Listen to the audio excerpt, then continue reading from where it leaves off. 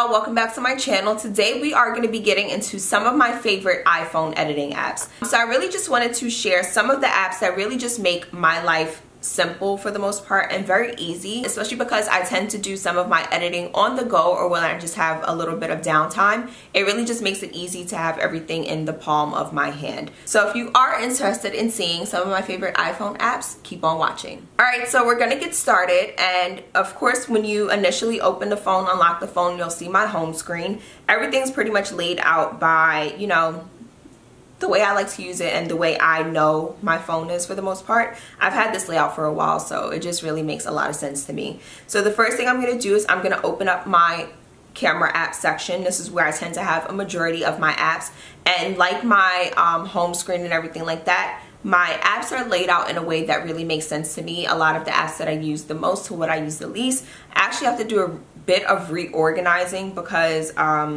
there are some apps that are in this rotation that I don't use as frequently, so it just makes sense to just move things around.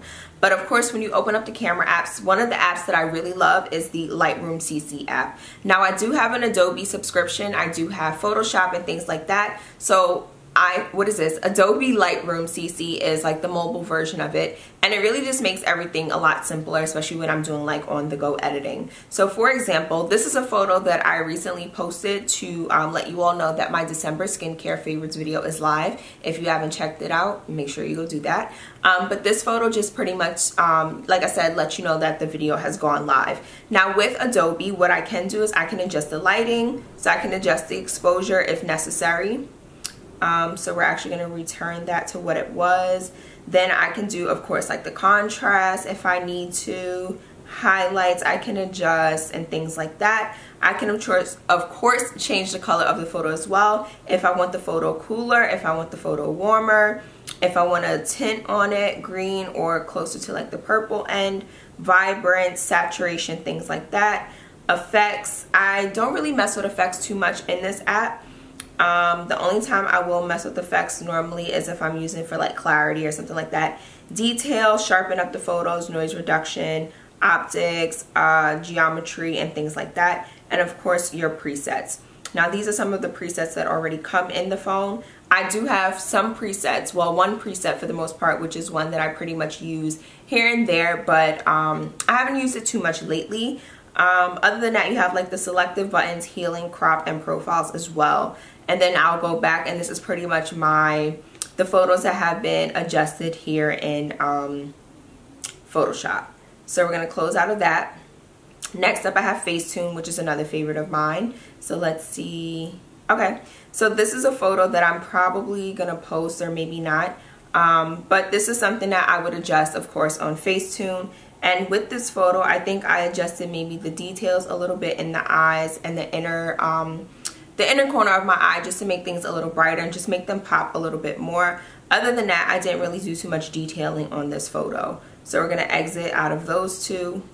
Then I have Faded. Faded I used to use for like the filters and things like that. I really don't use Faded that much. Snapseed is another favorite of mine, especially if I'm doing a flat lay. I honestly haven't done a flat lay in ages, so I really need to move that to the back. But Snapseed I really love for, like I said, flat lays, because it allows you to brighten up one side of the photo where it might be a little too dark and things like that. So I really like Snapseed for that. I believe it also has some filters and other things as well. Care Frame Magic is an app in case you want to do like a pictorial or something that requires more images in one, and it allows you to lay it out in some sort of way. Retouch is another favorite of mine. I'm actually going to open up Retouch quickly. So this is the latest edit on Retouch. So what I would do on Retouch, something like this, I tried to remove my actual microphone from this sweater, and you can see that the microphone jumps back into place because it's not a clear removal, or it's too close to the actual sweater itself. It's really hard to remove it, but I'll show you guys what it looks like when I try to remove it. So that's what it does to the sweater. It's not a big deal, but at the same time, it doesn't look 100% good. It doesn't look real. So I'll just, you know, put that back. But I've definitely removed people from photos before. Ask Nick. I've definitely removed Nick from a photo and sent it back to her. But this is just when I usually want to take something out if I find something unattractive about the photo, if something's in it. Let me see if I can actually remove this. So yeah, sometimes you have to be careful because it will duplicate some of the things that you have removed, and it just makes everything weird. But that is Retouch. Then I have WordSwag. Over and WordSwag are two of my favorite apps, especially if I want to do something that has like words or quotes or something like that. WordSwag is pretty much my go-to because it's just like a ton of things that you can do in WordSwag, and this is where I tend to adjust some of my quotes and things like that. So I'll do something like this, I'll delete that layer, and then I'll add my own text, and then, you know, double tap to change. Here's where I'll type in my text. So I'm just going to use a quote that I recently posted on Instagram, which is, people say a lot, so I watch what they do. So I'm done there. And then here is where it'll populate, and you're able to pick a font that best resonates. Sometimes you'll have to go in and adjust the color. I don't know why it shows up black sometimes. But sometimes you'll have to go in and, you know, adjust the color. But this is where you can pick a font that resonates with you and the actual quote that you are using. So that's WordSwag. Let me see. Visco I really don't use a lot. Afterlight don't really use. Phonto I love using to create my what's coming to you on YouTube this week graphic. That's what I add a little bit in Phonto, I will say. This is where I'll add my my subscribe and my Curlsfothegirls logo. So I'm actually going to insert that somewhere around here so you guys can see it and have an idea. So now the social media tab is another favorite of mine. Unfold is where I create a lot of my graphics. So yeah, this will make sense for you guys. So this is the Insta story this week on YouTube graphic that I was talking about. So I'll create this graphic here, and I'll add like the background because I'm trying to keep things on brand with the new stuff that I have been using.